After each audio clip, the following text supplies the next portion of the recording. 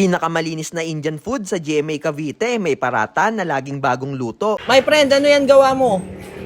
Parata po, Indian parata. Lagi bago gawa. Bago po. Samosa, cheese danish at panipuri. Ito yung panipuri ni my friend. Paano kainin to? Isang subo, diretso. Ang sarap talaga. Hello, my friend! How are you? Alhamdulillah, I'm good. How are you, my friend? Ako, okay lang din. Balita ko may bago ka tinda dito ah. Yes po, marami item bago dito ngayon. Ito po, parata. Parata, patingin ako parata. Ito po, Uy. parata. Lagi gawa, bago. Oh, bago gawa ngayon. Ayan. Mainit po. Ganda na, may dine-in ka na. Opo, Pwede na eto. magkain dito, nakaupo. Ito po, beef curry. Beef curry, ayan, Yes gawa po. mo din. Opo. Uy, sarap. Ito po, Indian tea. Indian tea. Karak tea. Anong tawag dyan, my friend? Karak tea. Karakti. Opo. Kara ko, character. Opo. Panipuri. Uy, panipuri. Ito po, panipuri. Yan. Paano yan, my friend? Ginagawa? Lagay, ito po, sauce. Yeah, Sauce. palaman. Broken ganon. Yan. And lagay palaman. Lagay palaman. And lagay na this panipuri sauce. Panipuri sauce. Panipuri Wow. golden sauce. Yan, gawa mo rin. Panipuri Opo. sauce, no? Ito po, cheese Danish. Cheese Danish. Opo. Cheese Danish. Yes po, Yan. cheese Danish. Ano laman yan? Cheese tsaka honey po sa loob. Sa loob, chicken tsaka honey. Cheese. Ah, cheese. Cheese tsaka honey. Cheese tsaka Cheese honey. and honey. Yun. Ito, my friend, samosa. Ito po, samosa. Yan, ikaw din gawa niya, samosa. Yes po. Uy, ano naman sa loob niyan, my friend? May salo po, patatas and Indian curry.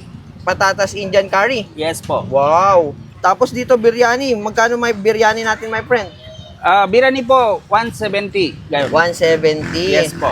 Okay, my friend, tikman ko to mga Indian food mo. Yes po, ito lahat authentic Indian food. Kita nyo naman yung beef curry, yung nagmamantika. Tapos laging bagong luto yung parata. Di ko makuha. Kamain ko na. Mekos-mekos na natin to. Ayan, beef curry ni my friend. May kasamang parata. Obe. Ang lambot. Ang sarap ng lasa ng beef curry, my friend. May bago na naman kayong bibilin dito kay Mr. Biryani. Uy, grabe. Ang sarap niya ito, promise. Ito naman yung samosa ni my friend. For only 25 pesos lang ang isa. Siyempre, lagyan natin yan ng sauce. Ito yung panipuri sauce ni my friend. Lagay natin sa samosa. Sarap ng sauce na to. Homemade niya to. At siyempre, ang pagkain niyan ay isang subo din o isang kagat. Sarap. Meron siyang patatas sa loob at Indian curry. Sarap nito, mas pinasarap ng sauce. At ito naman yung cheese Danish ni my friend. Ayan. Uy, may cheese sa loob. Grabe to, para siyang empanada ng India.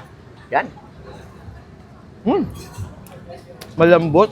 Tapos yung cheese malalasahan mo din talaga. Napakasarap nito. For only 35 pesos lang to, kanyang cheese Danish. Yan. Siyempre, ang lahat ng to ay masarap ka-partner ng kanyang Indian tea. Sarili niya rin niyang gawa. Napakasarap pala ng Indian tea. Siyempre, ang lahat ng pagkain na to ay homemade at malinis. Kitang-kita nyo naman yung kamay ni my friend. Hindi siya minekos-mekos. Naka-glove siya. Kaya ayan, kung naghahanap kayo ng kakaibang experience o lasa ng pagkain, puntahan nyo si Mr. Biryani dito, si Mr. My Friend. Dito lang yan located sa may GMA Cavite, sa may Maderan. Malapit lang sila sa terminal ng jeep. Dito lang sila tabi ng 3K Kitchen. Alam na alam nyo yan kung tiga GMA Cavite kayo. Malapit sa Seventh Day Adventist.